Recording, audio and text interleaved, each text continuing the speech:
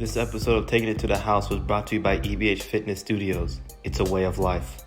I'm Dr. Timothy Hoover, and I'm taking it to the house. My opening burn. And before my opening burn, I just want to say, you don't have to adjust your device. It's just me. I'm going solo today. Dr. Janelle Hoover and Dr. Victor Herbin have entrusted me the keys to the car, and I promise not to wreck it. I'm going to make you all proud. My opening burn today is just I want to celebrate and say happy Jackie Robinson Day. 74 years ago in 1947, he broke the color barrier in Major League Baseball. And so Major League Baseball is recognizing him today and tomorrow with those wearing his number, the number 42. And so happy Jackie Robinson Day to you today.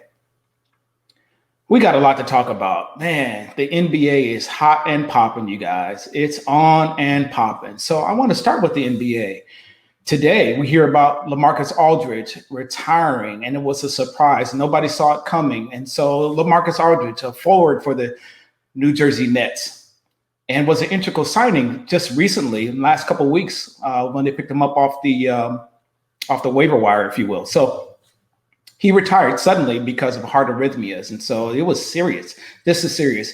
It actually took me back and made me think about the Reggie Lewises with the enlarged heart passed away prematurely, the Pete Maraviches, the Hank Gathers who died and collapsed on the court. And so to LaMarcus Aldridge, I just want to say, sir, I applaud you. I want to say thank you for, I believe it was 15 years of putting, basketball really ahead of your health, because you were actually living with this condition and playing with this condition for over 12 years. So, it's time to step away. And so I applaud you for recognizing how serious this is. And I pray that you get the medical attention that you need to help you through this particular time, and that you come out of this successfully and you can live a long life with this. So prayers and thoughts to you. And thank you for the 15 years of, contributing to what I love is basketball.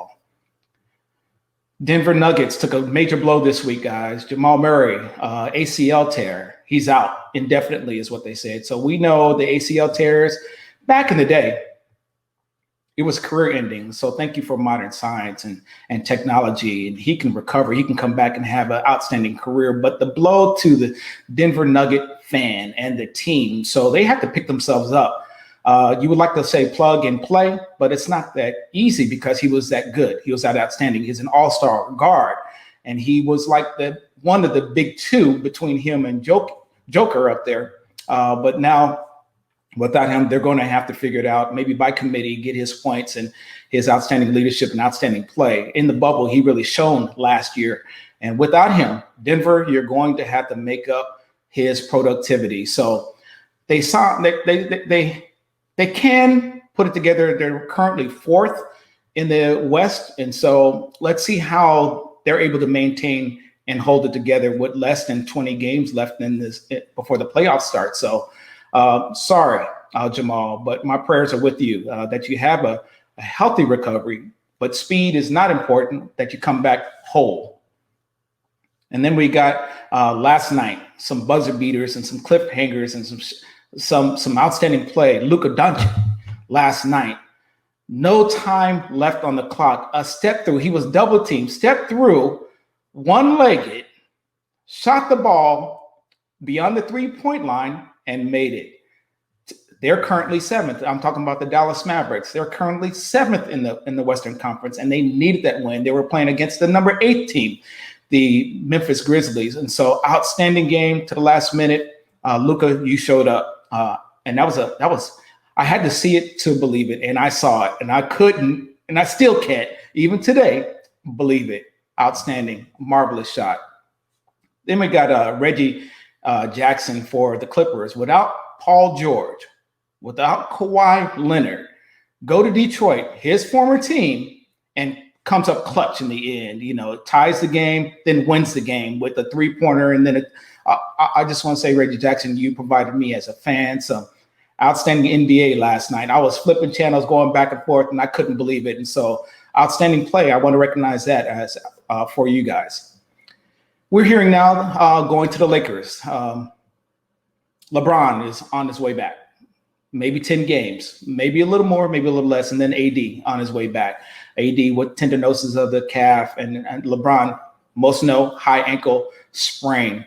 Well, we thought, and a lot of us thought, it was maybe the Lakers dropped down to 7th. Well, the Lakers are actually playing pretty good ball. They're hanging in there. And I say, you got to just continue to hang until the cavalry comes. It's not good basketball. I mean, it's not pretty. It's not aesthetic, but you're still winning the games that you're supposed to win.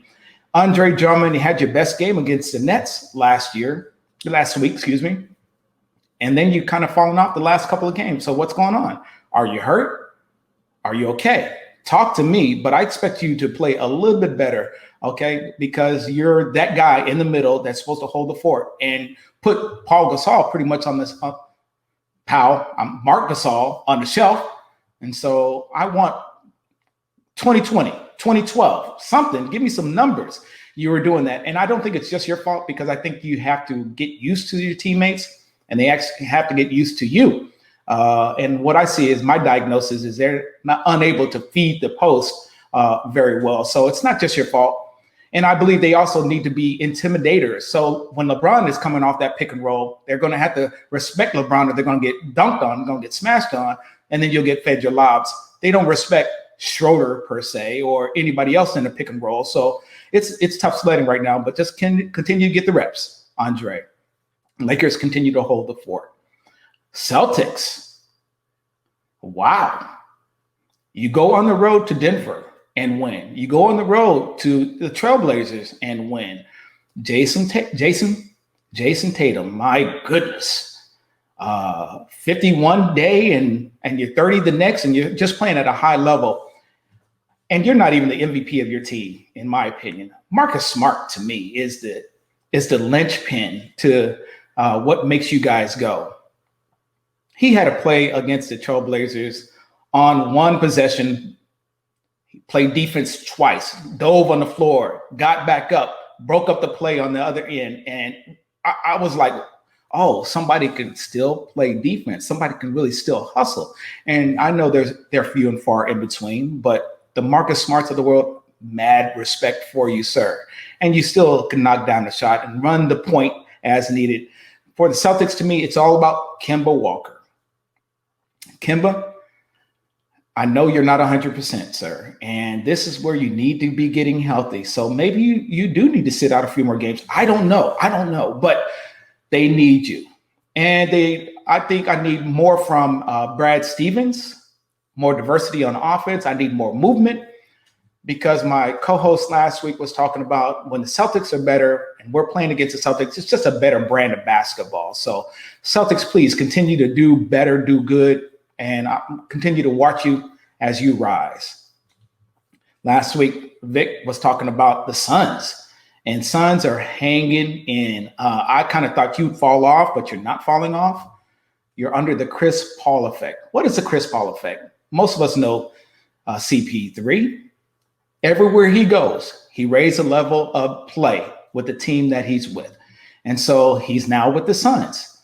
Nobody saw this coming. The Suns, competing for the first seed in the West. And so they're currently number 2, just a couple of games behind the Jazz in the West. And they're not going anywhere. They have my respect. As a matter of fact, you got my attention. So CP3, Chris Paul, you're being mentioned in the MVP running. I can see it and I understand it. Suns, keep doing it. Keep doing it. You're actually playing a good brand of basketball. You move, you cut. You don't stand around. You're not stagnant. You got Ayton in the middle. That's respectable in the middle. I wish he were posting up more. I wish he were giving me more points and more control of the paint, if you will. But that's okay. CP3, Devin Booker, man, y'all keep doing it. I love the play. CP3, yeah, MVP like numbers, but what I like most about you, CP3, is you control the clock, you control the tempo, you control the pace.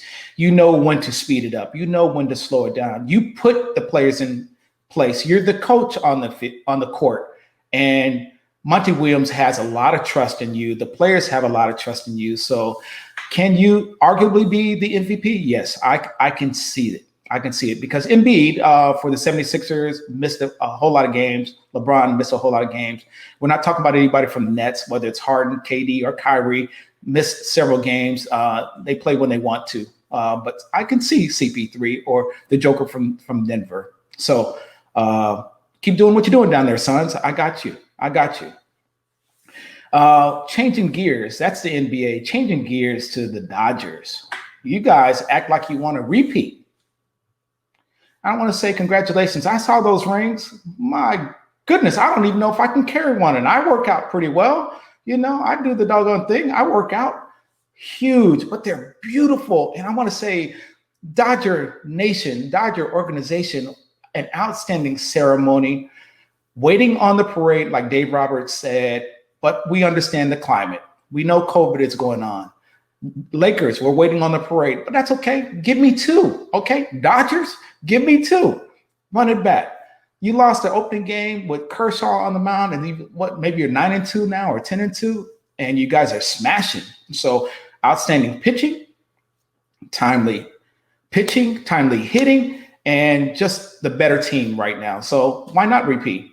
Long season, yes, it's early. A lot can happen between now and then. But I'm a Dodger fan, as most of you know, and I'm a Laker fan. And so you guys are in my focus, greatly in my focus. The last thing I want to bring up with this is the Summer Olympics. We may not have an Olympics, guys. We may not have an Olympics, and it's because of COVID. They took a poll in Japan, and over 70% of the Japanese pollsters said they don't want people coming in, and because of COVID. And so the Summer Olympics is at risk of not being played. So it was going to be in Tokyo this year, and I don't know if it's going to happen. Will you miss it? Hit me up on Twitter. Talk to me on Facebook. Do you care even about the Summer Olympics? What I do care about is those athletes really who train year round, maybe 4 years to get this opportunity. And so I do feel bad for the athletes, but the climate is rough. The climate is very tough, tough sledding to make it happen. And you're talking about people coming from all over the world, and then to house them and then to put them up. So quarantining, how would you do it in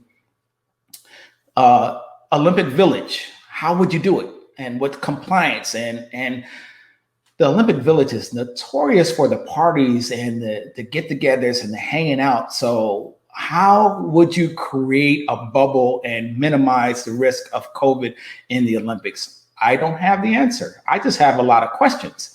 But I understand the Japanese and those who took the poll concern. You certainly, it's an island. You certainly don't want to bring it in if you don't have it already. So let's keep an eye out. Let's see what happens with the Summer Olympics. I want to just say thank you for listening to me monotone, rant, rave about those things that I'm interested in. I want to hear back from you. Like I said, we even have an app. Okay, so look us up on Twitter. Hit us up. Follow us up. I want to know what you're concerned about. I want to know what topics burn you. My closing burn. This time last year in my business, I'm in the healthcare business. I had the elderly. They were upset. And why? Because of COVID. They couldn't hug their loved ones. They couldn't hug their grandchildren. Their daughters and their sons, their adult daughters and sons, couldn't even come to their home. So there was isolation going on and still going on even to today. Y'all remember the nursing homes and how prevalent COVID was running through and taking our elderly out? Well, fast forward to now and today and seeing the smiles on their face and hearing the stories and hearing the testimonies, they're saying it's just good to hug my family. It's good to hug my grandchildren, and you should see the joy on their face. So I salute science for making it happen and getting this far. I salute you for compliance, hand washing, sanitizing, wearing masks. Those of you who choose to vaccinate, thank you. And if you don't choose to vaccinate, please at least Respect the protocols, the distancing, the mask wear, because the vaccination, to each his own, and I respect those who do or those who don't. But it's good to see the grandfathers, the grandmothers tell their story about their love for their family and their grandchildren. There's nothing like an elderly story. Take time and listen to them. I'm a grandfather as well, and I love being able to put my arms around my family. You should as well. How does that relate? Well, the NBA, the NFL, Major League Baseball, and every sports is an opportunity for us to meld together. And I would like to be COVID safe. And it's not going to happen without you being concerned about the one beside you, whether it's your neighbor or your family. So please continue to stand fast, hold steady, hold true. I know COVID fatigue is real. I get it. I understand it. But I need you to just hold, because we are turning the corner. And yet COVID hospitalizations and deaths are going up. It's because we're getting too lax. And so please, please, please, for your family, for yourself, and for your neighbor, stay COVID safe. I'm Timothy Hoover, Dr. Hoover, and on behalf of Dr. Jania Hoover and on behalf of Dr. Victor Herbin, we're taking it to the house, and we'll see you next week.